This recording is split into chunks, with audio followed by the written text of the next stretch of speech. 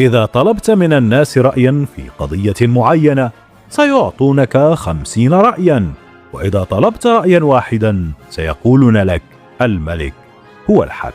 ومن أعمق ما قاله الحسن الثاني: أنا لا أملك الوقت الكافي لأعطيه للمتفائلين، لأنني مشغول بمحاربة المتشائمين. وقال أيضا: المغرب بلد غريب، فكلما حاولت أن أضع الأمور في مكانها الصحيح جاء أحدهم ليضعها في مكان غيره.